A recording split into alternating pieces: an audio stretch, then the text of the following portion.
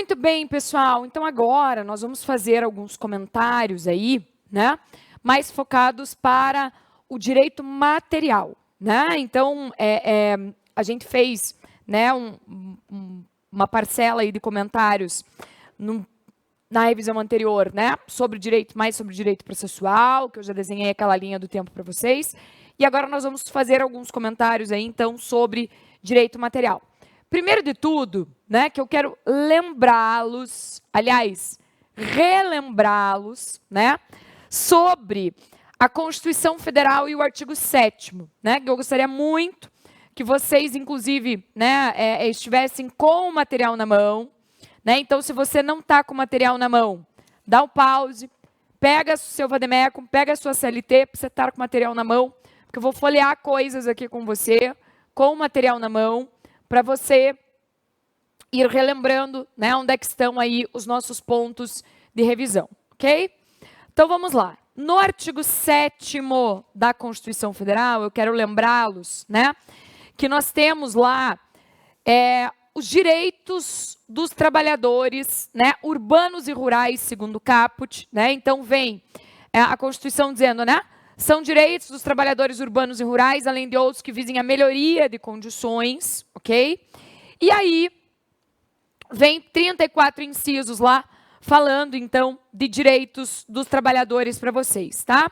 O que eu quero aqui chamar a atenção, lembrar vocês, tá? Que quando a gente vai falar do trabalhador doméstico, né?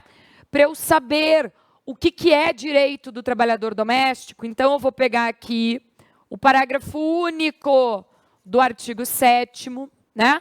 Vou lá no parágrafo único, que ele me indica quais são os incisos desse artigo 7º, em dois momentos ali. Ele me indica quais são os incisos do artigo 7º que se aplicam para o trabalhador doméstico, tá? Então, por exemplo, você não vai encontrar menção ao artigo, né, ao inciso 23. Por que você não vai encontrar menção ao inciso 23? Porque ele realmente, quando ele prevê ali, ó, que é direito adicional de insalubridade e periculosidade, não é direito do trabalhador doméstico, né? Penosidade, insalubridade e periculosidade, que está no inciso 23, não é direito do trabalhador doméstico, tá? Isso é importante aí de a gente considerar, ok? Aí, se você quer a regra específica, daí a regulamentação específica do caso dos trabalhadores domésticos, você vai, como está marcado embaixo desse parágrafo único, você vai ter que ir lá na Lei Complementar 150, né, que é a lei que trata do trabalhador doméstico. Esta Lei Complementar 150, tá? Ela vai trazer para vocês lá, então, as regras específicas, e ela mesmo diz que aplica-se subsidiariamente a lei do Vale Transporte, a lei do FGTS, né? E que também até a CLT. Só que o que você tem que tomar cuidado? A CLT se aplica daí subsidiariamente no que é direito. Então, por exemplo, na CLT vai ter insalubridade e periculosidade, mas eu vou aplicar isso para o trabalhador doméstico? Não, não vou aplicar isso para o trabalhador doméstico, porque a Constituição Federal, né, não me diz que é direito. Então, tome cuidado com relação a isso. Se a prova estiver trazendo para você uma questão de doméstico, você vai primeiro na lei do doméstico, né? E daí vai olhar o que a prova está querendo dizer lá, que é direito ou não é, enfim. Ah, está falando de insalubridade e periculosidade. Estou procurando a lei, aqui na Lei Complementar 150 e não estou achando nada. Então, eu vou aqui, lá na Constituição, para olhar se dos incisos citados no parágrafo único tem um inciso da periculosidade e insalubridade. Não tem, então não é direito. Eu não posso aplicar subsidiariamente CLT ou qualquer outra lei se não é direito. Ok? Trabalhador rural. Veja, já tem igualdade de direitos aqui pela Constituição, de quais são os direitos com o urbano. Mas o trabalhador rural também tem lei própria, né? Então, você vai abrir a lei do trabalhador rural, né? E daí, no que ela não tiver previsão específica, né? O que tem previsão específica, por exemplo, aquela história de, no aviso prévio, quando ele é demitido ele ter direito a 1 dia de folga por semana, tá? É aquela questão do adicional noturno de 25%, né? Aí os horários noturnos. Então, aí o que tem previsão específica aplica a lei do trabalhador rural. No que não tem, daí, subsidiariamente, a CLT e outras leis também, 13º, FGTS, Vale Transporte, enfim. Beleza? Primeiro ponto, cuidar com isso. Lembrar que o artigo 7º aqui na Constituição é um grande roteiro para vocês também, né? A gente fez uma análise bem aprofundada aí, né? E bastante cuidadosa dos incisos, dos direitos que constam dos incisos, né? Do artigo 7º aí, então. Perfeito? Então, lembre disso. Agora, abrindo a CLT, né? Eu queria que você abrisse a sua CLT comigo, para a gente ir acompanhando pela CLT algumas coisas, né? Então, primeiro ponto, está nos primeiros artigos da CLT, né? Aquela situação que a própria CLT até chama de introdução, né? Então, notem que ali vocês têm, né, essa questão da definição já de empregador no artigo 2º, da definição aí de empregado no artigo 3º, tá? E o que a gente tem já de coisas aqui que são importantes num primeiro momento, inclusive, assim, coisas ligadas aí até ao empregador, né? Que eu quero que a gente já pense. E eu vou aproveitar, eu vou fazer algumas coisas na tela com vocês, mas eu quero que vocês acompanhem olhando para a lei, né? Olhando para a lei, coisas aí que podem ir aparecendo, tá? Então, deixa eu pegar aqui. Então, vamos lá, né? Quando a gente pensa, tá olhando aí para o artigo 2º da CLT, que define essa questão de empregador, né? Eu quero que você veja que nos parágrafos aparece essa ideia de grupo econômico, né? Então, se a prova trouxer, se a prova falar, né, numa realidade de grupo econômico, você tem, né, uma vez configurado o grupo, a responsabilidade solidária entre os integrantes. Ou seja, lá na fase de execução da ação, vai ser expedido o mandado de citação para todo mundo ao mesmo tempo, né? Então, a gente tem essa questão aí da responsabilidade solidária, por assim dizer, tá? O que eu quero que vocês tomem cuidado? Se vocês estiverem pelo trabalhador, defendendo o trabalhador, advogando pelo trabalhador, e vão fazer uma petição inicial, e aparece empresas relacionadas em forma de grupo econômico, vocês vão colocar, então, todas como reclamados, réus, vão fazer a qualificação, e depois tem que abrir um tópico, né, para falar, né, para justificar, pedir o reconhecimento do grupo econômico e da responsabilidade, o quê? Solidária entre eles, certo? Caso apareça, por exemplo, um recurso ordinário para você fazer, né, uma sentença que reconheceu o grupo, mas disse que a responsabilidade era subsidiária. Você, advogando pelo trabalhador, vai pedir a reforma para que a responsabilidade seja solidária, né? Então, isso é um ponto importante aí para a gente trazer também, ok? Daí, né, o que mais que a gente tem que considerar aqui, que a gente precisa observar em relação ao empregador, né? Indo para o artigo 10, né, o artigo 10 da CLT, é o primeiro artigo que vai falar a respeito de sucessão de empregadores. Então, aparece, por exemplo, aquela ideia de uma empresa que compra a outra, né? Mas pode ser por outros, né? Fusão, cisão, incorporação. Eu posso ter a sucessão de empresas acontecendo em vários aspectos, de várias formas, né? Mas aí, você encontra, no artigo 10, você vai encontrar já também os artigos 448 e 448-azão da CLT, porque é super importante, super importante a gente enxergar aqui, que quando eu tiver sucessão, né? Então, eu tenho as figuras do sucedido, que é o empregador anterior, né? E aí eu tenho a figura do sucessor, certo? Neste caso aqui, deixa eu só escrever junto aqui, que ficou separado, parece que ficou separado do jeito que eu escrevi. Então, neste caso, né, quando você olha agora para o artigo 448A, ele vai dizer que por todo o contrato de trabalho, né, por todo o contrato de trabalho, o sucessor responde. Então, a responsabilidade do sucessor, a gente diz que ela é integral. O que significa isso? Que ele responde não só a partir do momento que ele se tornou sucessor, mas que ele também responde pelo passado. O que significa isso, né? Significa que se você tiver uma sucessão aqui que é regular, né, que não é uma sucessão fraudulenta, tá? Aí você vai, inclusive, se você estiver advogando para o trabalhador, o réu na sua ação trabalhista é o sucessor. Só que daí você vai ter que abrir um tópico, né, para explicar, vamos dizer assim, que aconteceu a sucessão e pedir a responsabilidade do sucessor por todo o período. Agora, caso te fale de uma sucessão fraudulenta, e a prova vai ter que deixar isso muito claro para você, tá?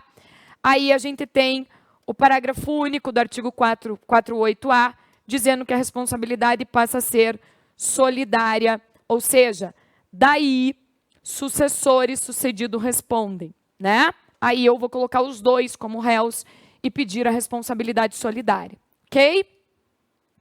Outra questão aqui, que eu acho que é importante, mais ligada ao empregador, deixa eu colocar para cima, tá?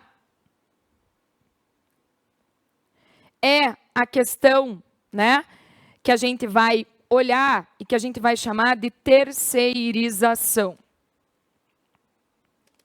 né? Então, quando a gente fala de terceirização, né, tá? A gente está falando, como o próprio nome sugere, vamos dizer assim, de 3 personagens, eu diria, tá? O que acontece? A gente tem aqui a situação, né, de que a questão vai ter que te descrever, né, que eu tenho um empregado, tá, que ele tem ali um empregador, né, e que este empregador, por sua vez, né,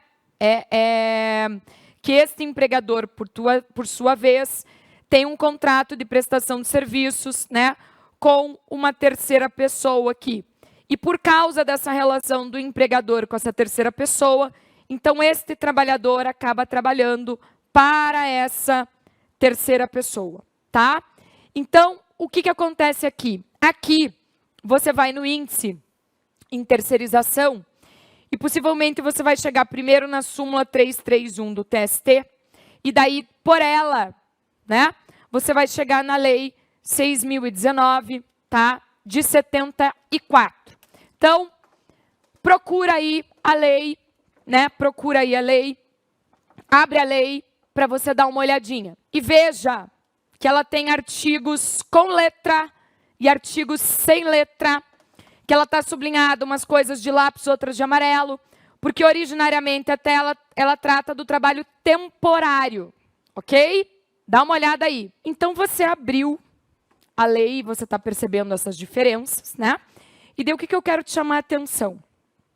Você tem que tomar cuidado aqui, porque realmente, né, a lei ela tem uma questão do trabalho temporário, né? Do trabalho temporário. E este trabalho temporário, né, até por conta da época em que a sua prova está acontecendo, ele tem bastante chance de ser cobrado aí, né, em alguma questão, por exemplo, enfim. E aí vocês têm que observar bastante a letra de lei, pessoal, tá? E tudo que dentro dessa lei tiver artigo falando de trabalho temporário, trabalhador temporário, empresa de trabalho temporário, contrato temporário, está falando, então, dessa espécie específica aqui, espécie específica é boa, né? Mas dessa realidade específica que é o trabalho temporário e que eu nem gosto, num primeiro momento, de chamar de terceirização, porque quando a gente fala de terceirização genericamente falando, a gente está pensando numa situação por prazo indeterminado. Então, notem que aqui, né, você tem duas hipóteses específicas que a lei permite o trabalho temporário, que é, né, a demanda complementar de serviço, que foi bem o que aconteceu agora em dezembro, né, no comércio por causa do Natal, e está já acontecendo na indústria de chocolate, né, por causa da Páscoa, certo? E também temos a questão da necessidade de substituição do pessoal permanente. Então, pense numa pessoa que está afastada por uma doença, né, numa licença maternidade, enfim. Então, nestas duas hipóteses aqui, específicas, né, quem está precisando do serviço aqui, então, o tomador, vai contratar uma empresa de trabalho temporário, ele não pode contratar direto nos termos dessa lei, né? Tá? E aí vai ter a contratação do trabalhador temporário, então, tá? Aí a lei vai falar dos prazos especificamente, e o que você tem que tomar cuidado aqui? Aqui, né?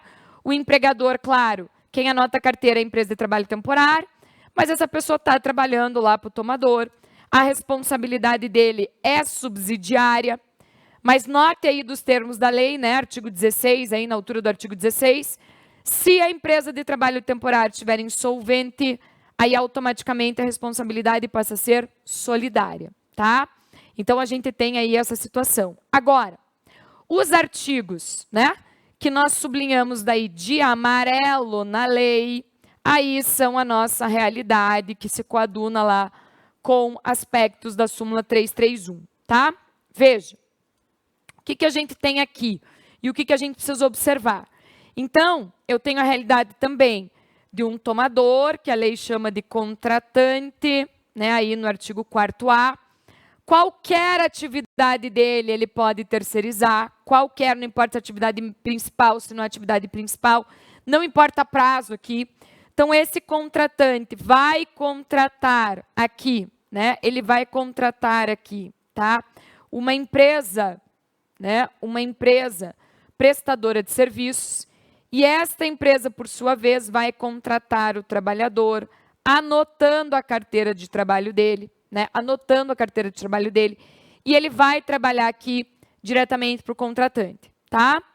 Veja, num primeiro momento ele tem o vínculo de emprego dele, está aqui, com a empresa prestadora de serviço. Então, quer dizer, ele tem carteira de trabalho assinada, tem direitos trabalhistas, o contratante vai responder de forma subsidiária pelo período que se aproveitou dessa prestação de serviços, né? Então, assim, eu posso ter, por exemplo, uma questão falando do caso de um trabalhador que, por força do empregador dele, trabalhou 6 meses para um tomador, 1 ano para outro, 3 meses para outro. Cada tomador desse responde subsidiariamente pelos direitos do período que se beneficiou, né? Isso é importante a gente pontuar, tá? E aí, o que vai acontecer, tá? A gente tem essa responsabilidade subsidiária do contratante, né? Perceba que a lei fala aí das questões da necessidade de ter aqui um contrato escrito entre as empresas, né, prevendo qual que é o objeto dessa prestação de serviços, né? Ou seja, tecnicamente, então, eu não posso colocar esse trabalhador para trabalhar, né, num objeto diferente, enfim. A pessoalidade e subordinação estão aqui com o empregador dele, né? Se a questão falar que tinha pessoalidade e subordinação com o contratante, eu vou poder dizer, então, que essa contratação por empresa interposta é fraudulenta, pedir vínculo de emprego aqui, tá? Então, cuidem aí, né? Cuidem bastante com relação a esses aspectos, certo? O que eu quero também considerar com vocês aqui, acho que a gente precisa lembrar. Lá no artigo 5º, parágrafo 5º da lei, que é onde fala da questão da responsabilidade, além de colocar remissões à súmula 331 do TST, vocês colocaram a OJ 191, que é a OJ que fala do dono da obra. Dono, né, da obra.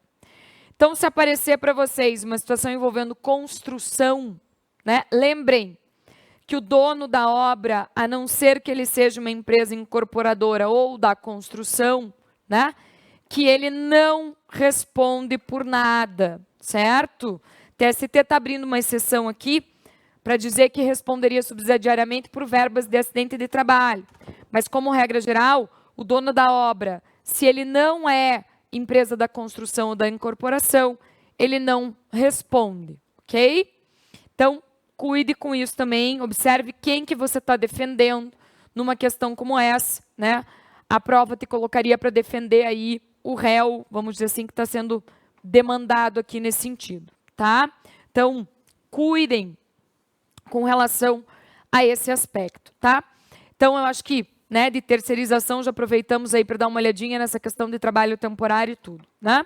Agora, voltando para a CLT, né? Você tem lá agora artigos na sequência que te interessam. O artigo 4º aqui, a gente vai acabar falando depois, então, né, volte lá para os artigos 2º e 3º. O artigo 4º, ele vai estar dentro de conceitos lá de duração do trabalho, vamos dizer assim, que nós vamos falar depois na sequência, né?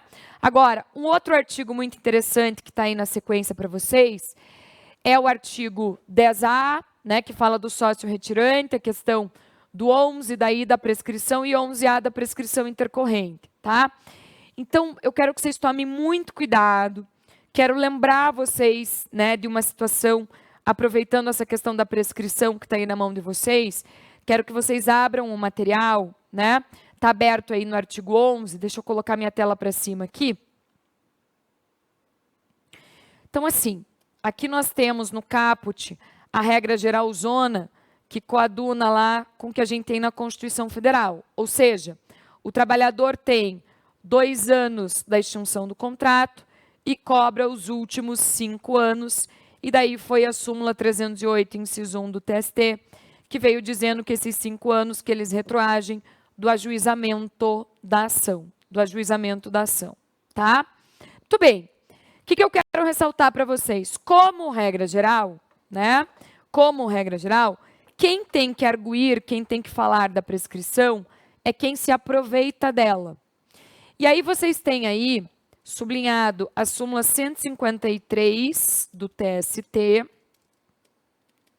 né? E foi colocado aí o artigo 193 do Código Civil. Então, você tem que ter muito cuidado com esse artigo, né? Você pode até deixar a tua CLT aberta e abrir o teu Código Civil no artigo 193. E por que você tem que ter muito cuidado com ele? Abra e observe, tá? Quando eu até pedi para vocês sublinharem, tem uma parte do artigo que eu pedi para que vocês nem, tá? Que vocês nem sublinhassem efetivamente falando, tá? Por quê? Por quê? Tá? Porque ele diz que a prescrição pode ser alegada, então, por quem se aproveita, essa parte nos interessa, né? Mas, tá? Por causa da questão relativa, tá? A essa situação de que a gente tem um momento específico para ser alegado, né? Ou seja, até um momento limite. O melhor momento é o réu arguir na contestação. Mas e se ele esquecer de fazer isso na contestação, né? Quando a gente fez as nossas peças de contestação, a gente estudou lá o prejudicial, prescrição ou decadência que pode ser alegado. Se esquecer de fazer na contestação, a súmula está dizendo que pode alegar até a instância ordinária. Então, a prova adora colocar você raciocinando pelo réu, tá? Adora colocar você raciocinando pelo réu, tá? Para relacionar aqui, né? Para relacionar aqui, tá?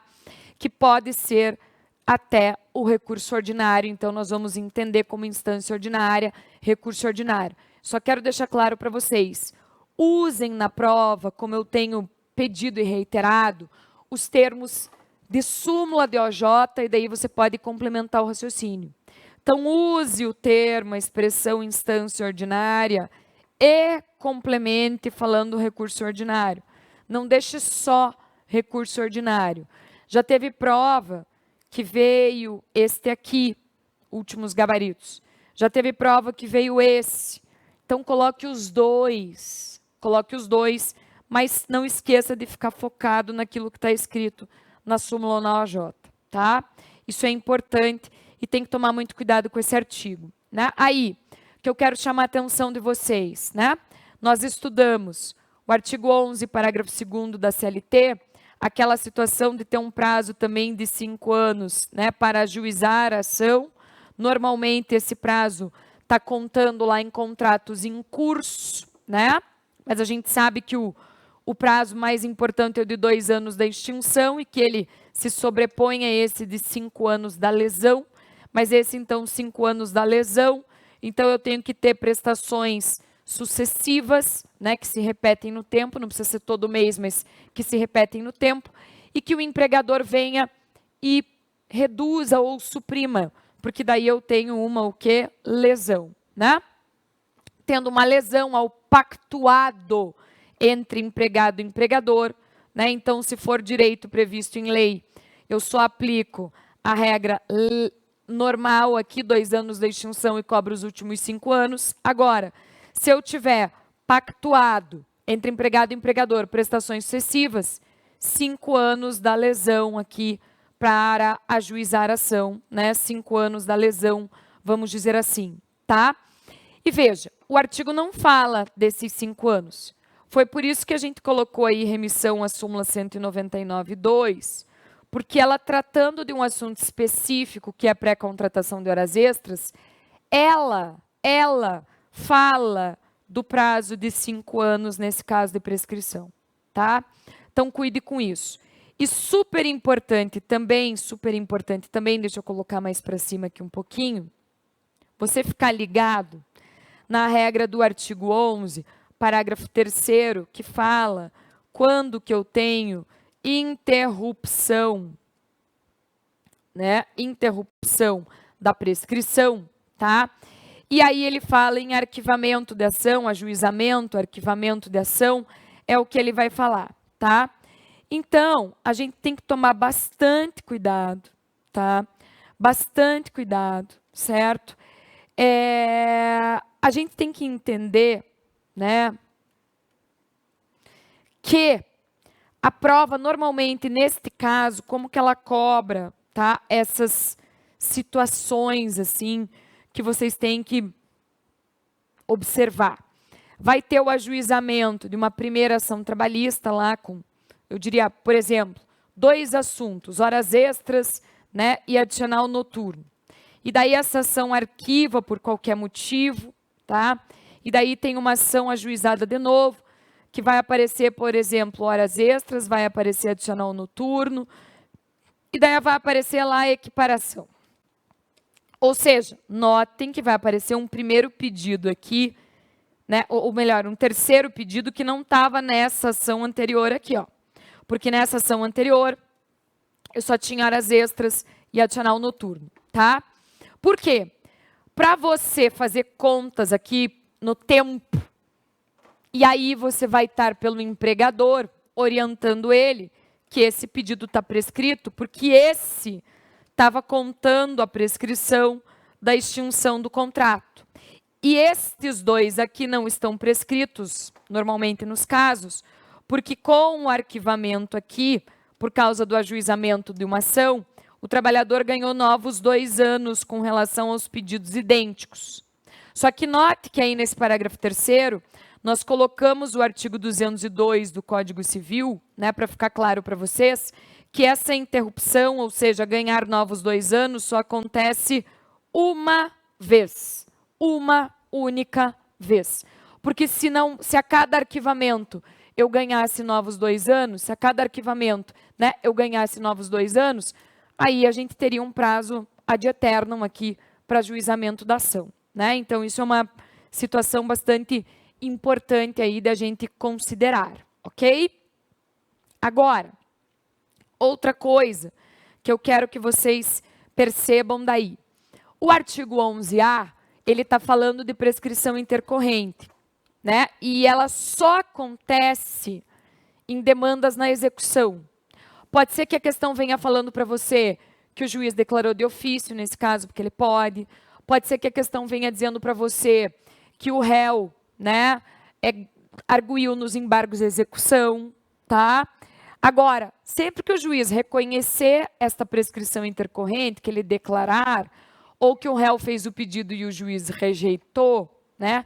Ele está dando lá uma decisão que vai caber agravo de petição, como a gente colocou aqui a remissão no parágrafo 2º aqui, artigo 897, azinho da CLT. Beleza? Cuide com isso. Agora, indo na sequência lá da sua CLT, você tem marcações na altura do artigo 29, que fala das anotações da carteira de trabalho. O que eu quero chamar a atenção bastante nesse artigo? No parágrafo 4º, porque ele diz que é vedado ao empregador fazer anotações desabonadoras da conduta do empregado. É vedado ao empregador fazer anotações desabonadoras da conduta do empregado. Se o empregador fizer, por exemplo, anotar uma justa causa, o que você vai pedir é dano moral. Cuidado, porque tem um monte de multa na CLT que não reverte para o trabalhador, tá? Que não reverte para o trabalhador, certo? Que é multa para a fiscalização do trabalho.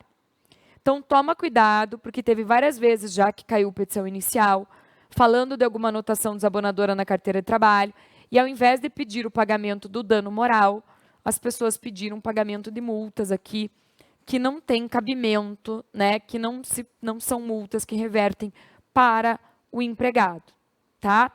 Os artigos falam multa de tanto por empregado prejudicado, não é para o empregado, é por empregado. Ou seja, é multa que a fiscalização do trabalho vai aplicar, tá? Depois, notem que começa um capítulo falando da duração do trabalho. Estou indo na ordem aqui com vocês, tá? Ótimo. O que eu quero super chamar a atenção de vocês nesse capítulo da duração do trabalho? Então, notem que ele começa no artigo 58, né? E que ele vai se estendendo aí, se você for virando a página, até o artigo 75, que daí depois 75A começa teletrabalho, certo? Então, o que eu quero chamar a sua atenção aqui? Quero primeiro que você venha comigo, né, no artigo 62 aqui, porque o artigo 62, olhe, né, ele está dizendo assim no caput, não são abrangidos pelo regime previsto nesse capítulo, ou seja, para esses trabalhadores enquadrados no artigo 62, tá? Para esses trabalhadores enquadrados, tá? No artigo 62, você não vale nenhuma das regras de limite de jornada. Ou seja, ele não tem controle nunca, ele não é fiscalizado, ele não tem direito a horas extras, aos intervalos, né? Ao adicional noturno, regras do trabalho noturno, tá? Nada, nada, nada disso, ok? Então, toma cuidado, tá? Toma cuidado com relação a esses trabalhadores, né, que são os empregados, vamos dizer assim, atividade externa incompatível com a fixação de horário, tá? Gerentes, tá? Olha, gerentes, note que o próprio artigo 62.2, tá? Ele te fala de cargos de gestão, tá? Cargos de gestão. E aí nós fizemos uma remissão ao artigo 62, parágrafo único, porque ele daí fala da questão do requisito de ganhar mais. Então, para ser esse trabalhador enquadrado no 62.2, a exemplo do gerente geral de agência bancária, tá? A gente tem que ter uma pessoa que tenha poderes de mando. Normalmente, a prova vai fazer referência à pessoa ter uma equipe subordinada a ela, certo? Tá? E aí, além de ter poderes, ganhar mais, ou um salário acrescido de uma gratificação de 40%, ou um salário pelo menos 40% maior, ok? Então, isso é um ponto importante aí a ser considerado. E notem que você não precisa decorar a expressão também cargo de confiança, que aparece nos gabaritos, porque ela está no parágrafo único ali, ó, cargo de confiança, tá? Então, isso é uma coisa que você tem que, vamos dizer assim, tomar cuidado, tá? E daí, no inciso 3, as pessoas em teletrabalho por produção ou tarefa. Por que é importante que o teletrabalho seja por produção ou tarefa? Porque daí, quando você vai olhar as regras do teletrabalho, A CLT fala que a pessoa pode ser contratada como teletrabalho por jornada. Se é por jornada, vai ter controle, né? Se é por jornada, vai ter controle, né? E aí, vai, vamos dizer assim, anotar ponto, vai ter direito às horas extras, aos intervalos, tudo. Então, cuidado com essa expressão especificamente, né? Agora, voltando, né, no começo desse capítulo, então o artigo 58 tem a regra geral de 8 horas por dia, colocamos nele a menção ao artigo 7º 13 da Constituição Federal, porque o 7º 13 te fala de 8 horas por dia, 44 na semana, né, os limites de duração diária e semanal, tá? Aí você tem, importante no artigo 58 aí, né, os parágrafos dele falando do que não conta como jornada, né? 5 minutos antes, 5 minutos depois, no limite de 10 por dia, a história da jornada em itinerário, o tempo de deslocamento de casa até o efetivo posto de trabalho, né? E além desses parágrafos aqui, né, a gente tem também o artigo 4º, parágrafo 2º da CLT, que eu falei para vocês que ia tratar na sequência. Aí, sem perder a página aqui, volta lá para o artigo 4º, parágrafo 2º. Então, assim, ó, sempre que o empregado estiver nas dependências da empresa, né, por vontade própria, por vontade dele, e ali tem um rol meramente exemplificativo, tá? Porque o artigo fala, entre outras atividades particulares. Então, ele está na empresa, chegou antes, ficou a mais, está no intervalo, por vontade própria, tá? Não conta como tempo à disposição. Só tome cuidado com o intervalo, né? Com o intervalo não, pessoal, com o uniforme, perdão. Porque a troca de uniforme, tá? Nesse inciso 8 aí, tá falando que se a troca de uniforme era obrigatória ser realizada na empresa, tá? Daí, né, a gente tem a situação relacionada a contar como tempo à disposição, ok? Então, observe bem o que a questão vai te falar. Vai te falar de culto, que o empregador promovia, mas o empregado não era obrigado a ir. De festa, de churrasco. Por exemplo, vai falar de festa de confraternização da empresa agora do final de ano, que o empregado não era obrigado a participar. Daí não conta como jornada. Ele ia se ele queria. Beleza? Tá? Muito bem. Daí depois, você tem o artigo 58A falando de jornada tempo parcial. O que eu acho que aqui eles podem querer cobrar de vocês? A regra especial de compensação que tem aqui. A regra especial de compensação que tem aqui, tá? Então, note que a gente tem a situação, tá? De jornada que não excede 26 horas semanais, tá? E daí, neste caso, a pessoa pode fazer até 6 horas suplementares semanais, tá? A pessoa pode fazer até 6 horas extras, vamos dizer assim, ok? Agora, se a pessoa tiver uma jornada superior a 26 horas semanais, ela não vai poder fazer horas extras daí. Então, me interessa contratos de até 26 horas por semana, que a pessoa pode fazer horas extras, tá? Porque daí notem que o parágrafo 5º desse artigo diz que essas horas extras podem ser compensadas até a semana imediatamente posterior à realização, tá? Imediatamente posterior à realização, ok? Então, a gente tem aqui, tá? É uma regra especial de compensação, vamos dizer assim, certo? Então, toma cuidado aí com relação a isso, tá? Agora, saindo dessa hipótese de compensação, o próprio artigo aqui no parágrafo 3º fala de pagamento das horas com adicional de 50%, tá? Então, o que acontece, tá? A gente tem uma situação aqui, tá? Que é importante, né, de você observar quantidade de horas por semana que a questão vai te falar, para você verificar, então, se não se enquadra nessa jornada de tempo parcial, tá? Fora isso, você tem daí, a partir do artigo 59, né, hipóteses de compensação de jornada, fora a jornada de tempo parcial. Então, por exemplo, nos parágrafos do 59 tem banco de horas, artigo 59A fala do 12 por 36, do regime 12 por 36, 59B vai falar daquelas questões de que horas extras habituais no parágrafo único não descaracterizam a compensação, tá? E daí, tá? A gente tem também o 59B caput, 59B caput, tá?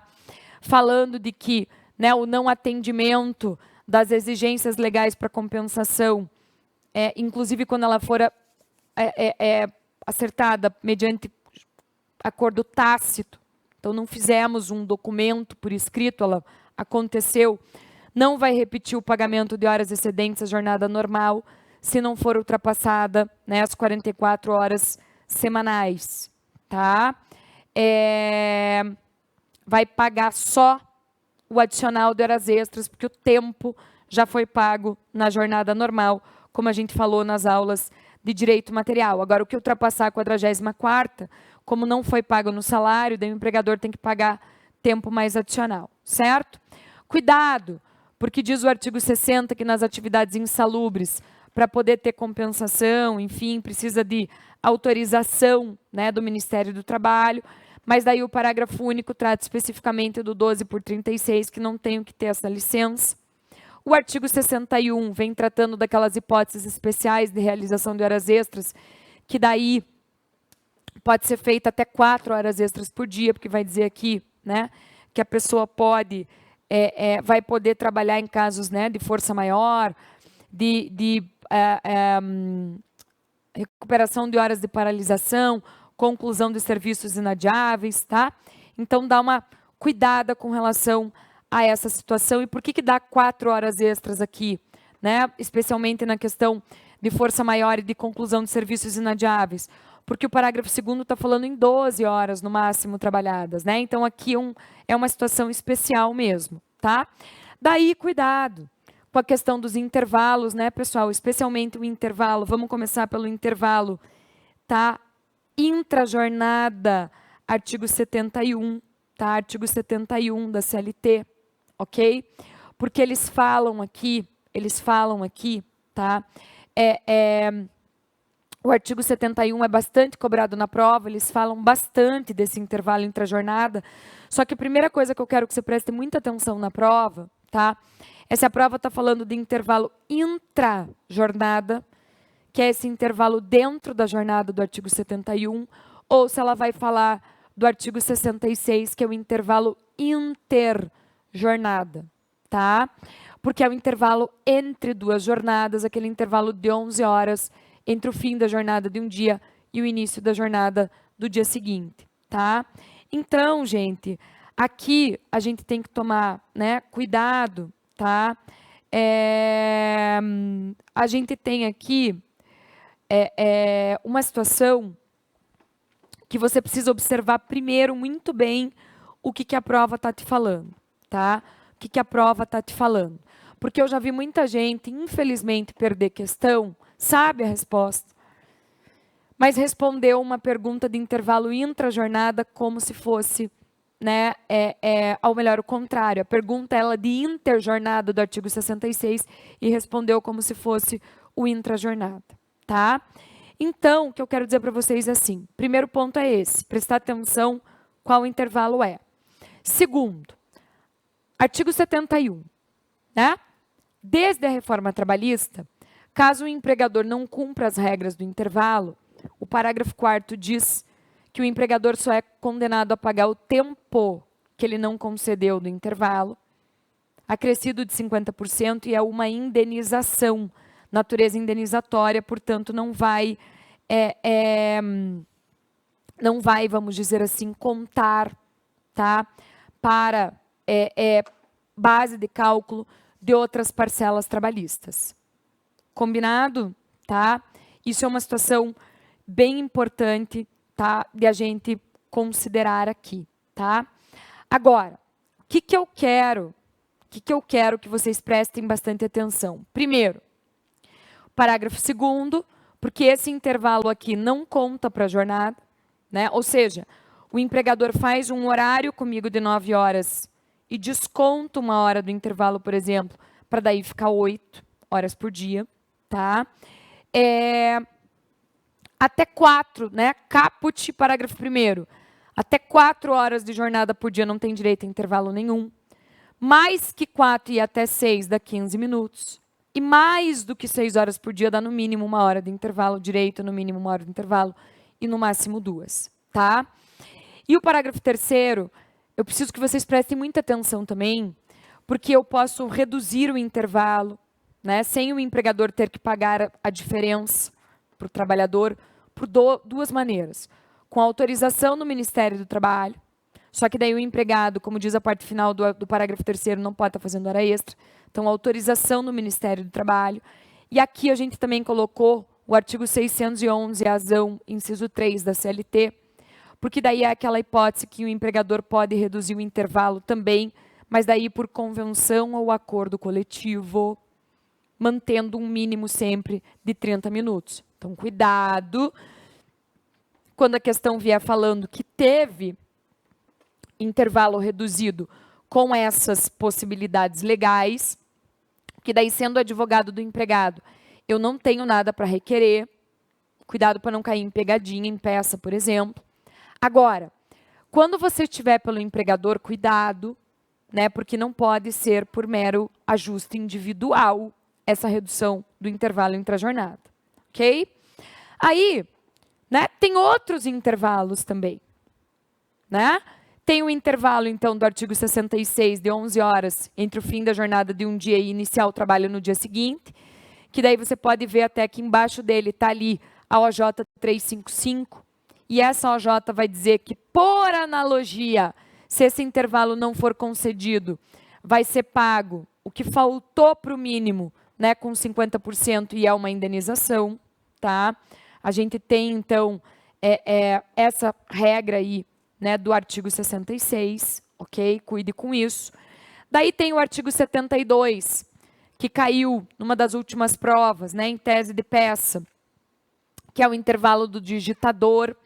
Claro que o artigo 72 ainda, né, redação antiga aí da CLT, está falando de datilografia e tal, mas a súmula 346, né, fala para vocês, então, que ele se aplica também para quem faz digitação. Então, a cada 90 minutos de trabalho tinha que ter 10 minutos de intervalo, e se não teve, daí você vai pedir esses 10 minutos a cada 90 como hora extra. Um outro intervalo, que vai estar daí, ó, lá mais para frente, artigo 253 da CLT, por causa da questão de serviços frigoríficos. Então, se aparecer para você essa questão de alguém que trabalha num frigorífico, né, a pessoa que trabalha lá num ambiente frio, ou artificialmente frio, como é o de um frigorífico, a cada 1h40 de trabalho, ela tem direito a 20 minutos para repouso, que fazem parte da jornada, né? Então, se não teve esses 20 minutos a cada 1h40, você vai pedir também a condenação como do pagamento como hora extra, tá? Mas daí peça 20 minutos a cada 1h40, ok? Daí, minha gente, tá? Voltando lá para o artigo 73 da CLT, ele fala do trabalho noturno. Então, observe bem as questões relativas a dizer que você está requerendo o pagamento do adicional quando a pessoa trabalha a partir das 22 horas, né?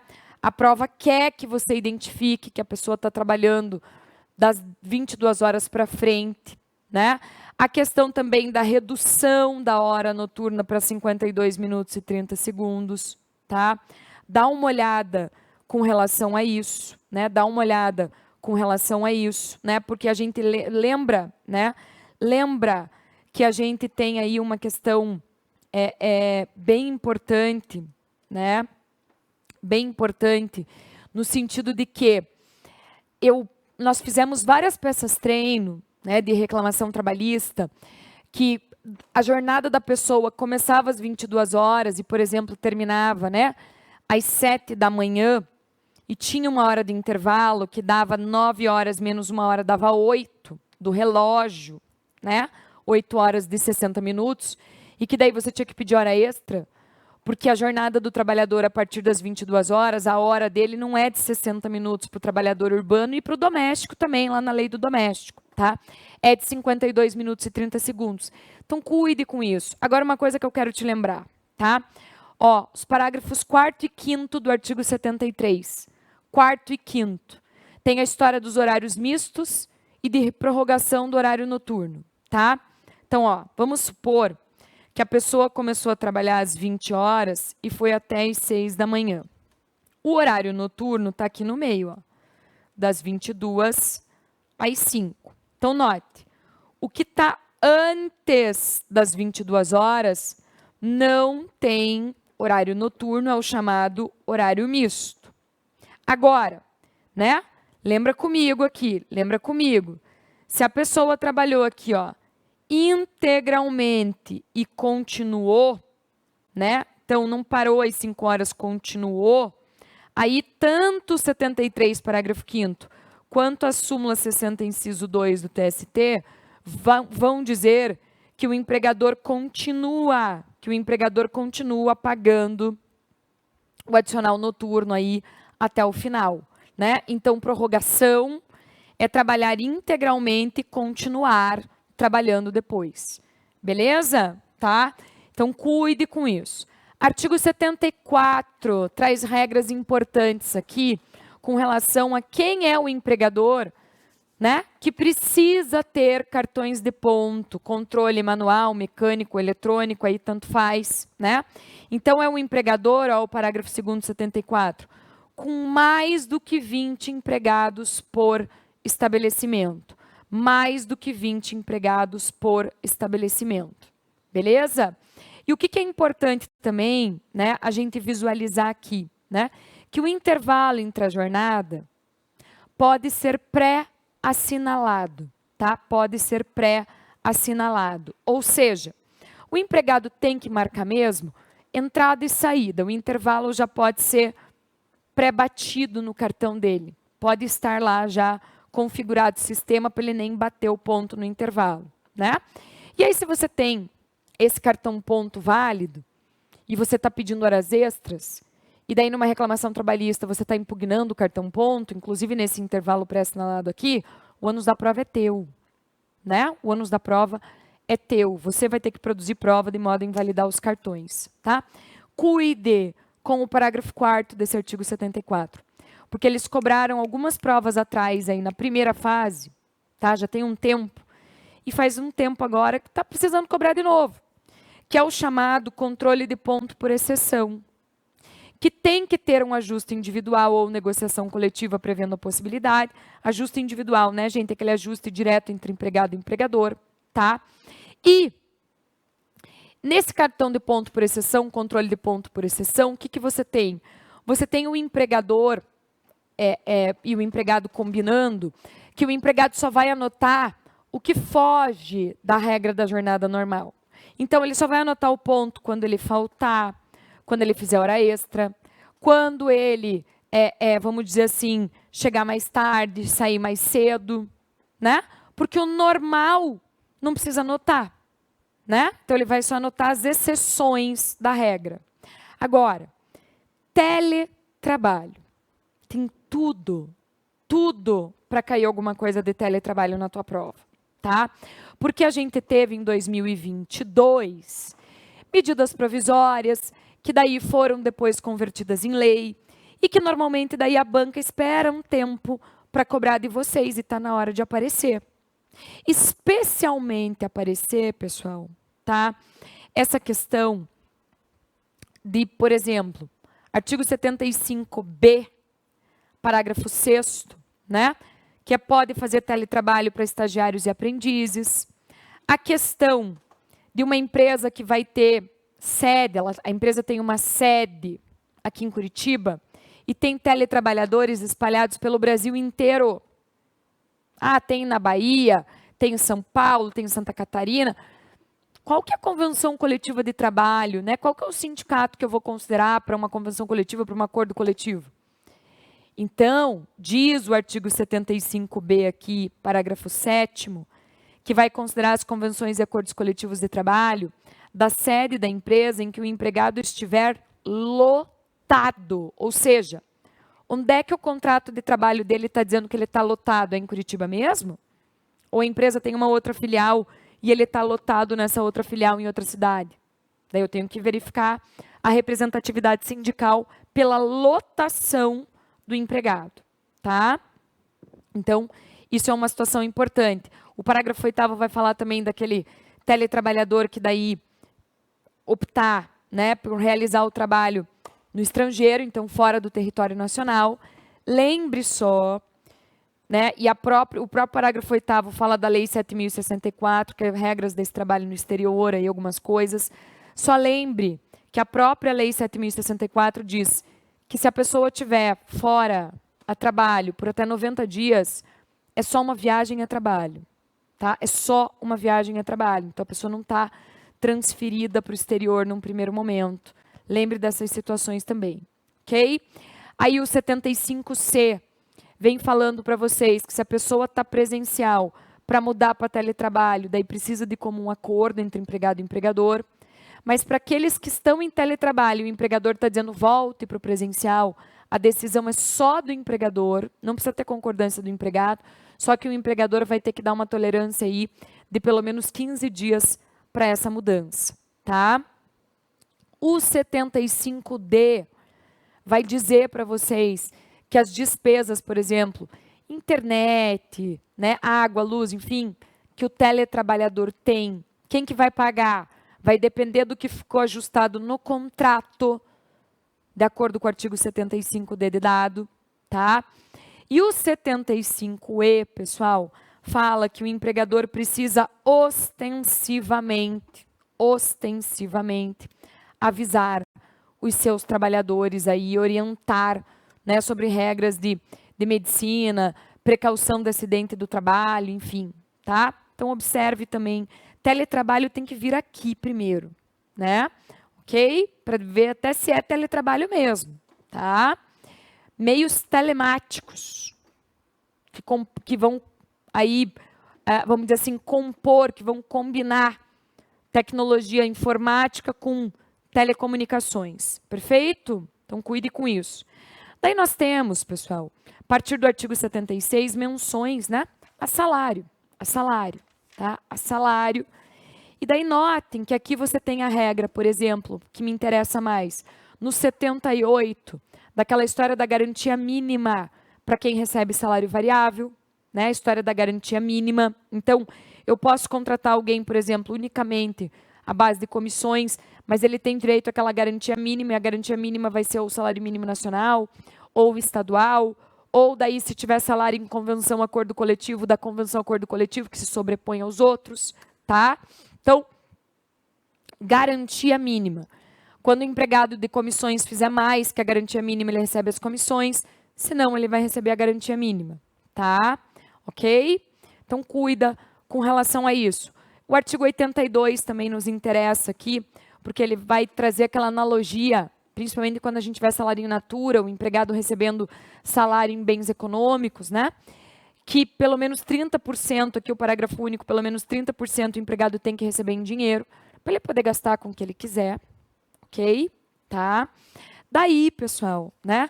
Aqui, para ficar uma coisa coerente, vamos lá na altura do artigo 457 da CLT, porque ele vai falar de salário também, né? Então, venham comigo lá para a altura do artigo 457 da CLT. Então, olha lá, né? O nosso artigo 457, vamos observar, o caput dele tem aquela fórmula de que remuneração é salário mais gorjetas, tá? E aí, né? A gente tem as gorjetas, a menção aqui ao 457, parágrafo 3º, porque daí ele fala das gorjetas, e gorjeta não é só aquele valor que vem cobrado na conta já, né? Mas também aquele valor que o cliente espontaneamente oferece, né? Como retribuição aí, porque ele gostou da forma como ele foi atendido como um todo, né? Gostou do serviço no restaurante, gostou da comida, de tudo lá, né? Gorjeta, natureza remuneratória ou de remuneração, porque ela sai do bolso de terceiro, né, do cliente, não é do empregador. Então, eu jamais posso falar salário para gorjeta, jamais, jamais, né? E a gente colocou aí remissões que dizem, né, pessoal, que as gorjetas, então, integram o cálculo de férias mais o terço, de FGTS, tá? E de 13º, as remissões que nós colocamos. E daí tem a súmula 354 do TST, deixando claro, parcelas que as gorjetas não integram o cálculo, né? Isso é importante também de a gente considerar, caso venha alguma pergunta disso na prova para você, ou caso venha tese de peça. Gorjeta não integra o cálculo, segundo a súmula daí, de horas extras, de aviso prévio, de repouso semanal remunerado e de adicional noturno, porque essas parcelas têm como base de cálculo só parcelas de natureza salarial, né? Não é remuneratória, então por isso que a gorjeta não entra para a base de cálculo, tá? Então isso é importante. Agora, muito, muito, muito importante é a dicção do parágrafo 2º, porque ele vem falando de parcelas que saem do bolso do empregador e que não integram a remuneração, portanto, não integram o salário também, se não integra a remuneração, né? E daí a gente diz que não integra a remuneração, não integra o salário. Eu sempre peço para vocês, na prova, usarem as duas expressões quando vocês tiverem que fazer tese defendendo o empregador dessas parcelas aqui, por causa das diferenças de gabarito, né? E que a gente tem que dizer, não integra a remuneração, portanto, não integra o salário, não é salário, não tem natureza salarial, a natureza é indenizatória, ok? Então, notem que aqui tem prêmio, tem ajuda de custo, tem diárias de viagem, tem abonos, só cuide com o auxílio alimentação, ou seja, com alimentação, vale refeição, vale alimentação, refeitório, marmita, enfim. Por quê? Porque, como regra geral, não integra, né? Só que o empregador não pode pagar em dinheiro. Se pagar em dinheiro, daí eu posso dizer que vai integrar. E cuide com esse parágrafo 2º e compare com a redação do 458 caput, né? O legislador da reforma, quando ele mudou o parágrafo 2º do 457, ele tinha que ter atualizado o caput do 458 também, que o 458 está falando de salário in natura e vai citar alimentação. Por isso que a alimentação eu pedi para vocês não sublinharem e colocarem aqui uma remissão ao 457, parágrafo 2º, para ficar claro para vocês que a alimentação não é salário in natura como regra geral, portanto não possui natureza salarial. Se não é salário in natura, não tem natureza salarial, tá? E quando cai o artigo 458, normalmente cai você defendendo o empregador para dizer que aquela situação não é salário in natura, tá? E não tem natureza salarial, certo? E aí você vai, por exemplo, tá, né? Aí você vai para o parágrafo 2º, que ele está dizendo para você, né, no parágrafo 2º, todas as situações, né, benefícios, né, benesses que o empregador fornece ao empregado, né, e que aí não é salário in natura, não tem natureza salarial, e cuida com o parágrafo 5º também, né? Cuide com o parágrafo 5º também, certo? Cuide com o parágrafo 5º, ok? Isso é uma coisa muito importante aqui de a gente considerar, tá? Daí, né, a gente tem os outros artigos também falando de aspectos de salário, né, o 459 falando da questão de prazos de pagamento de salário, né, o 461 é um outro artigo importante, que ele fala da equiparação salarial, e eu queria que você tomasse muito cuidado com o 461, tá? Porque o que acontece aqui? O parágrafo 6º alterou redação, né? E daí é mais uma daquelas situações que você precisa do encartezinho, como nós falamos na aula. Por isso que você deu uma sublinhadinha nele ali, de vermelho, no símbolo do parágrafo 6º, e não sublinhou nada aqui, né? Porque ele mudou a redação dele e esse artigo ganhou um parágrafo 7º também, tá? Mas a gente fala, né, dos requisitos para equiparação salarial, né, no 461 caput, da CLT. Os parágrafos você vai usar mais pelo empregador, quando você vai dizer que o empregado não tem direito, por exemplo, quando a empresa tem plano de cargos e salários, quando o empregado é readaptado do INSS, reabilitado do INSS. Parágrafo 1º, quando tem mais de 4 anos de caso, mais de 2 anos na função, né? Você tem isso. Aí o 462 é muito importante, a banca gosta bastante, faz tempo que não cobra, né? Coisas do 462. 462 fala que o salário, como regra geral, tem que ser pago para o empregado de forma integral. O empregador não pode ficar fazendo descontos aleatórios no salário do empregado, né? Daí o 462 no caput já diz para você, certo?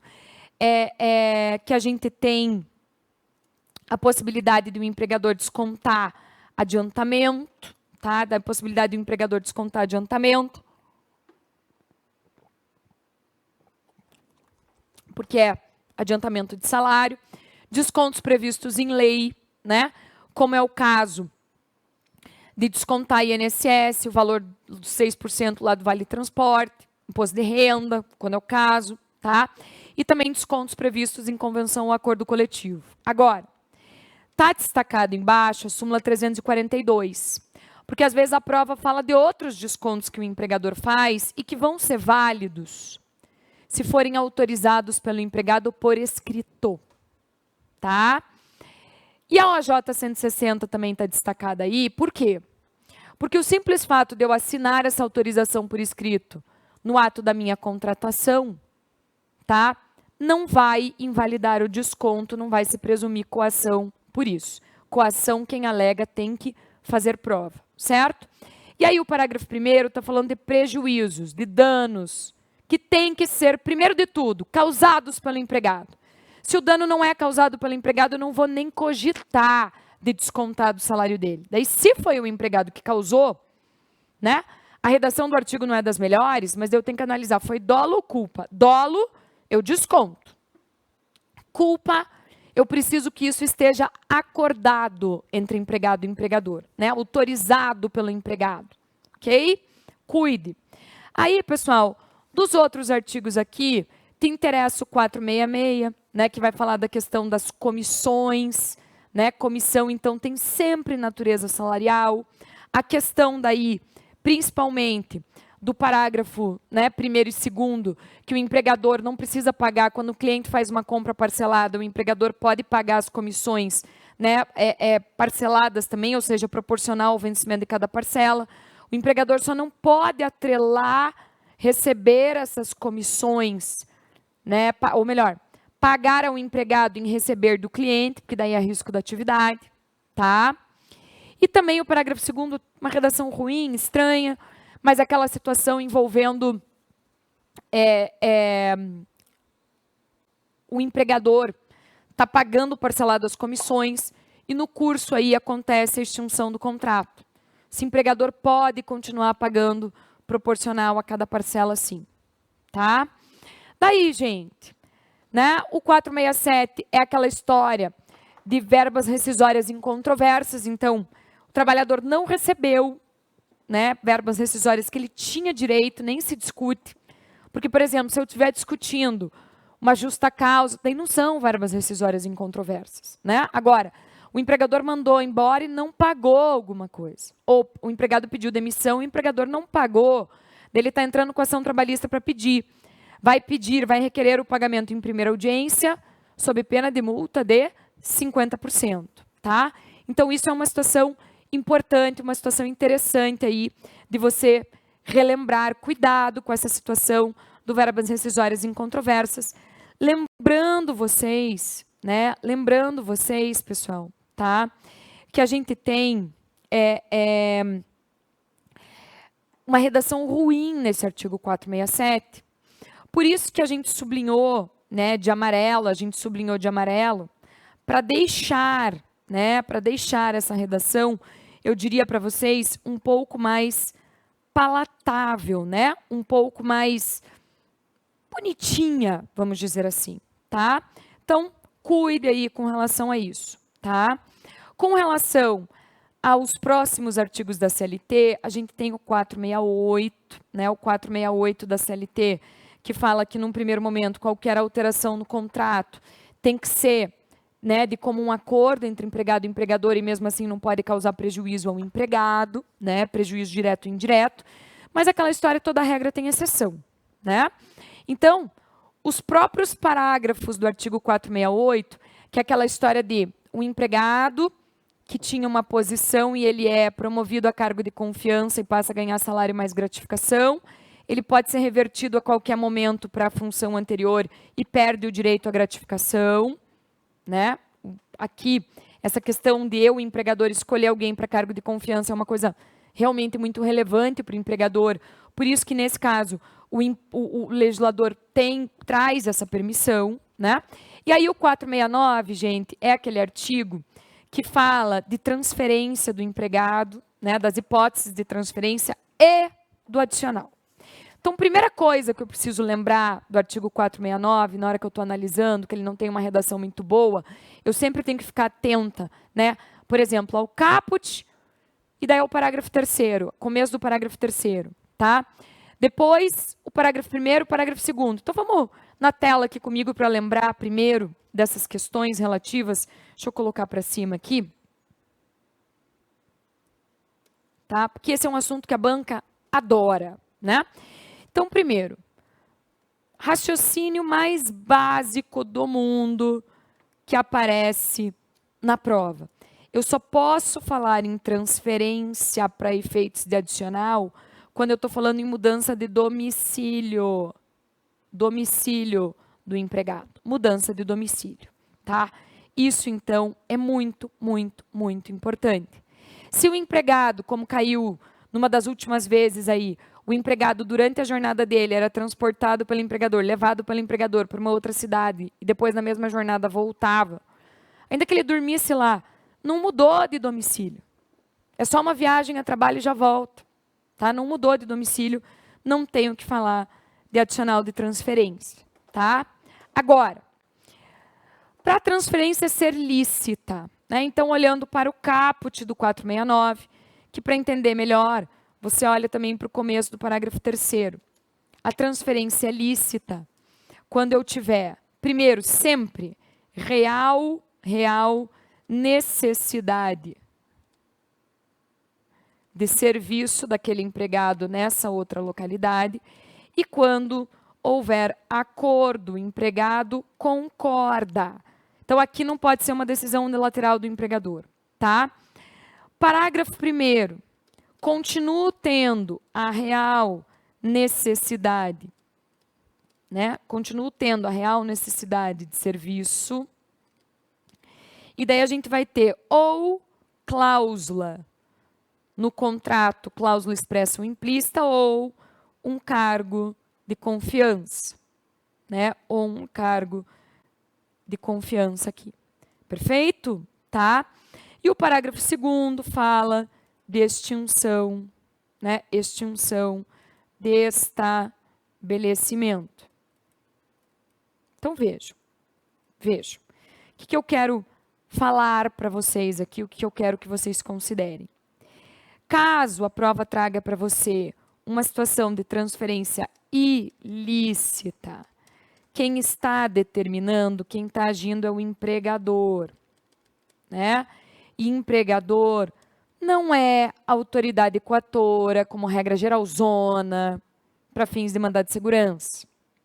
Por isso que a gente colocou o 659, inciso 9 da CLT por aí, no 469, tá? Porque daí ele responde que contra o empregador, né? Você vai fazer reclamação trabalhista com pedido liminar para impedir essa transferência, certo? Mas tem que ser uma liminar dentro de uma reclamação trabalhista. Não adianta falar só liminar, porque ela não vai, nesse caso, existir sozinha. É errado falar só liminar, tá? E aí, pessoal, cuidado, porque tem uma OJ da STI 2 que fala ainda, inclusive ela fala assim, não fere direito líquido e certo, que significa dizer que não caberia mandado de segurança, tá? Quando o juiz estiver apreciando essa liminar aqui e der essa liminar, porque o artigo 659, inciso 9, fala que o juiz pode dar liminar impedindo a transferência até a decisão final do processo, ou seja, até a sentença, tá? Daí, quando sair a sentença, o empregador faz recurso ordinário, ok? Então, cuide com isso. Agora, com relação ao pagamento do adicional de 25%, né, a gente sabe, pela própria redação do parágrafo 3º do 469 da OJ 113, né, que eu preciso de transferência provisória. Que se você identificar na prova que a transferência é definitiva, o adicional não é devido, porque ele só é devido em caso de transferência provisória. Tá? Muito bem.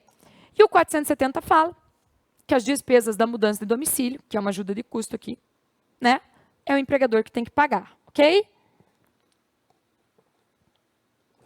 Agora, próximo capítulo da CLT aqui é um capítulo que a banca volta e meia atrás, né? Interrupção e suspensão. Então, vamos lembrar comigo. Suspensão, sem trabalho, sem salário, sem contagem de tempo de serviço. Agora, interrupção é sem trabalho com salário e contagem de tempo de serviço também, tá? Então, por exemplo, cuide, né? Cuide, porque quando o empregado estiver afastado, artigo 471, o empregado está afastado, não importa aqui se interrupção e suspensão, quando ele volta, se a categoria, por exemplo, nesse meio tempo teve reajuste salarial, direitos que foram conquistados nesse tempo, ele tem direito também. Agora, um raciocínio que a banca ama, tá? E que aí você pode fundamentar no 476. Vale transporte, participação nos lucros, vale refeição. Ora, se o contrato estava suspenso, por exemplo, porque o empregado estava afastado, né? Se o empregado vai trazer hipótese de afastamento pelo INSS, por exemplo, não tem deslocamento para o trabalho, não tem vale transporte. Não tem deslocamento para o trabalho, não vai ter, normalmente, vale refeição também, tá? A não ser que uma norma coletiva diga que tem que continuar pagando vale refeição. Não ajudou nos lucros, então não tem participação nos lucros, tá? Então, lembre disso. Agora, o 473 vai trazer as hipóteses para vocês de faltas justificadas. Então, cuide com essas hipóteses aqui. Olhe bem, né, o que a prova está falando para você, tá? O 474 a prova vai trazer casinho para você que o empregado foi suspenso, suspensão aqui, punição. Ele cometeu alguma falta lá, enfim, o empregador, né, deu suspensão para ele, então ele não está trabalhando, não vai receber salário também. E a prova vai te perguntar prazo máximo. Então, assim, prazo máximo vai ser 30 dias e caso traga uma situação em que está por mais de 30 dias, vocês vão dizer, então, tá? Vocês vão dizer, então, que é mais do que 30 dias, tá? Mais do que 30 dias, você tem, então, rescisão injusta do contrato. O que acontece com o contrato? Use essa expressão. Use a letra de lei, tá? 475 fala de aposentadoria por invalidez, que suspende o contrato, né? E o 476, pessoal, fala para vocês de quando a empresa tiver, né, uma negociação coletiva e ela pode, de 3 a 5 meses inicialmente, suspender o contrato e colocar o empregado para fazer curso, né? O que a gente conhece na prática como layoff. Mas é uma hipótese de suspensão do contrato. Você vai, ainda que a prova fale de layoff e tal, e você não lembre o que é, você vai perceber que o empregado está afastado, fazendo curso só, e não está recebendo o salário. Então, daí você vai em suspensão e vem aqui, né? Ele vai estar recebendo lá do empregador, por exemplo, uma ajuda compensatória. Ajuda compensatória não é salário, né? Aí, contrato suspenso, você vem aqui no 476A e responde as perguntas, tá? Daí nós temos o próximo capítulo da CLT falando de rescisão, e a primeira coisa que eu quero lembrar vocês é que a gente não destacou nada, só colocamos remissão ao 478, porque desde a Constituição de 88 ele não se aplica mais, tá? Por quê? Porque essa indenização que ele fala aqui foi substituída pela multa do FGTS. Então, cuidado com isso, tá? Aí o 477 é o artigo nosso clássico da história, né, dos 10 dias do término do contrato para pagar as verbas rescisórias sob pena da multa de um salário do empregado, tá? O 477A vai falar de dispensas coletivas que se equiparam às individuais. O que, no entanto, o STF já entendeu? Que realmente eu não preciso celebrar acordo e convenção coletiva para isso, mas que o empregador precisa fazer um diálogo com a entidade sindical, né, dos trabalhadores, para ver a melhor forma disso se concretizar, ok? Agora, o 477B, né, Programa de Demissão Voluntária. Super importante aqui a gente lembrar que se o plano de demissão voluntária, programa de incentivo à demissão voluntária, for por norma coletiva e tiver uma cláusula dizendo que o empregado recebendo o valor da quitação de tudo que ele tinha para reclamar do contrato, a gente tem uma quitação do contrato mesmo. Agora, se não é por acordo ou convenção coletiva, daí não quita. Daí nós temos OJ aqui para dizer que não quita.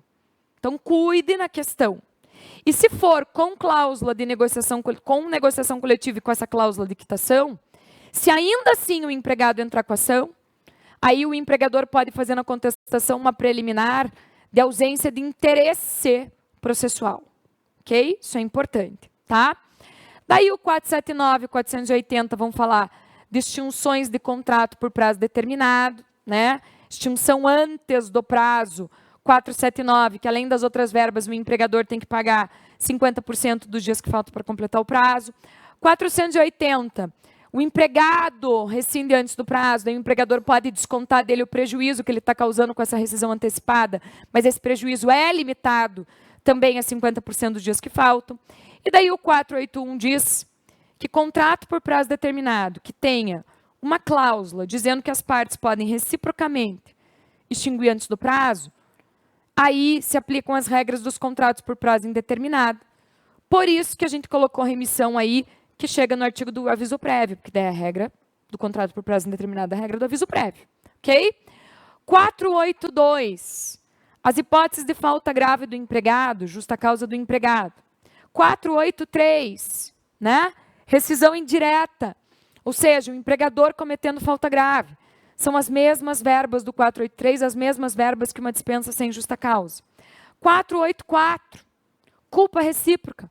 As duas partes cometeram falta grave, as duas partes, né?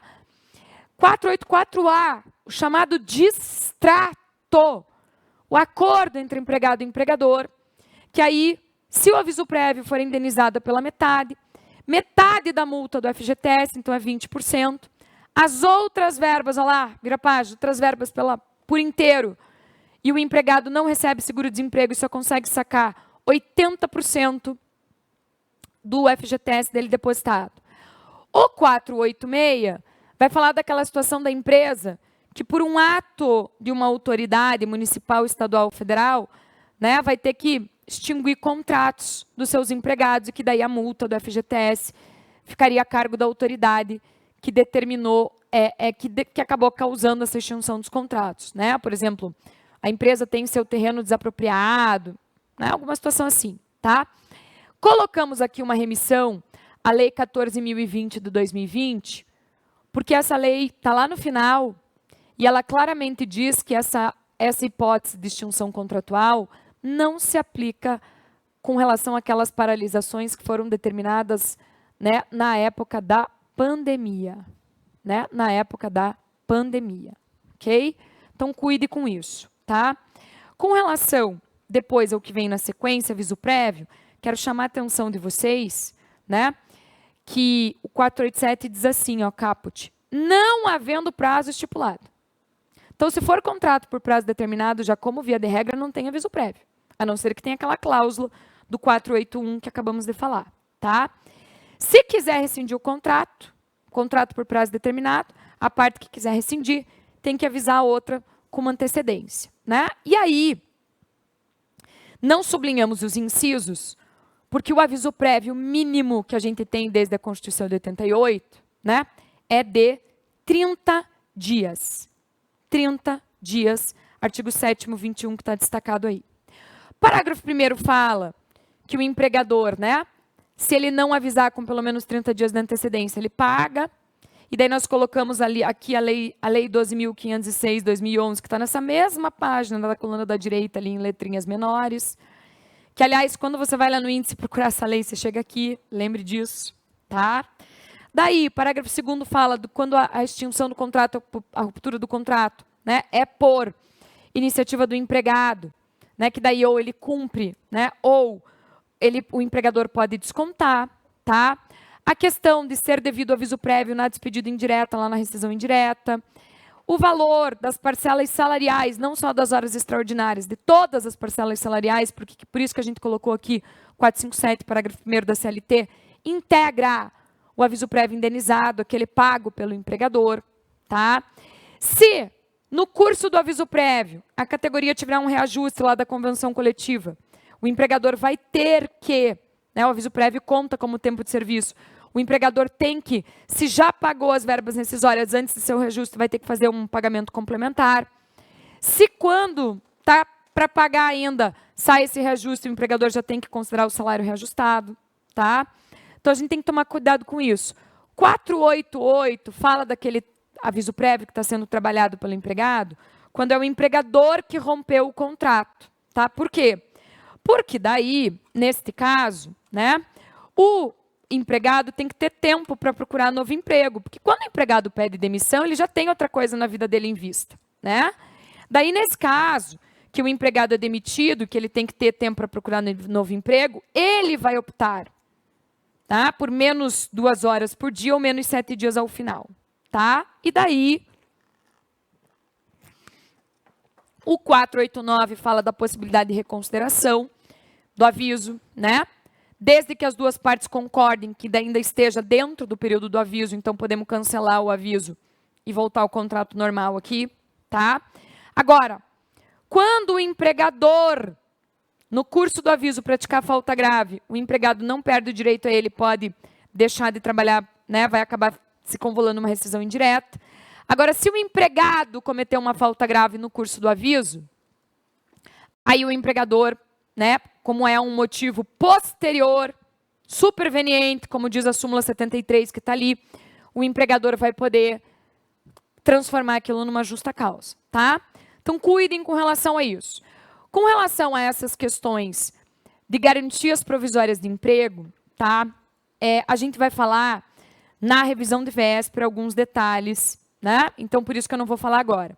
Eu só quero que vocês lembrem também que se você precisar falar alguma coisa de férias, você vai vir lá na altura do artigo 129 da CLT, lá na altura do artigo 129, tá? Né? E tudo que você precisa responder a respeito de férias, você encontra na sequência dos artigos, você precisa prestar atenção, são férias individuais, férias coletivas, né? Artigo 139, 140, fala das férias coletivas, aí essa história férias coletivas, ou é a empresa inteira, ou é uma filial inteira, ou é o setor inteiro, né? Não pode ser meio a meio de um setor, né? Aí, pode fracionar em 2 períodos, desde que nenhum deles seja inferior a 10 dias corridos, tá? Cada um. Férias coletivas desconta das férias individuais, né? Então, eu acabei de adquirir o direito às férias e o empregador agora em dezembro deu 15 dias de férias coletivas. Então, depois eu só vou mais ter 15 dias para tirar, se eu tinha direito a 30 dias, tá? Precisa comunicar, né? De acordo com os parágrafos do 139, precisa comunicar órgão local do Ministério do Trabalho e também é o sindicato. E daí comunica os trabalhadores, né? Tudo isso com pelo menos 15 dias antes. Então, não precisa fazer a comunicação individual, nesse caso, para o trabalhador, tá? Cuida com isso.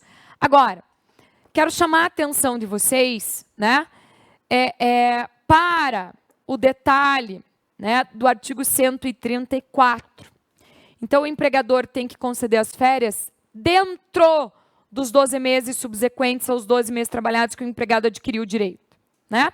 Se ele não fizer isso, o artigo 137 diz para vocês, então, tá, que o empregador vai ter que pagar em dobro, sem prejuízo da concessão. Preste atenção também nos parágrafos do 134, que as férias individuais dá para fracionar em até 3 períodos, de comum acordo aqui, né, entre empregado e empregador, desde que um período não seja inferior a 14 dias corridos cada, né, e os demais não sejam inferiores a 5 dias cada um. Então, preste atenção nisso, tá? Que mais ainda, né? A questão, pessoal, do abono. Artigo 143 lá. O empregado pode vender, receber na forma de abono parte das férias dele, né? E sempre que a gente fala de férias, a gente está falando do pagamento da remuneração acrescido de pelo menos 1/3, o terço de férias, né? Então, o abono, vender parte das férias, é uma opção do empregado. Isso não pode ser obrigado pelo empregador, né? E o empregado pode vender até 1/3 do período que ele tem direito. Então, por isso que a gente fala 1/3 do período que tem direito, porque o artigo 130 traz direito a 12 dias, 18 dias, 24 ou 30, conforme a quantidade de faltas injustificadas no período aquisitivo, tá? E a manifestação, o empregado tem que dizer que quer vender, né? Até 15 dias antes do término do período aquisitivo, daí o empregador não pode se recusar, se ele se manifestar no prazo aqui, tá? De férias, né? Tudo é muito, muito, como regra geral, letra de lei mesmo, tá?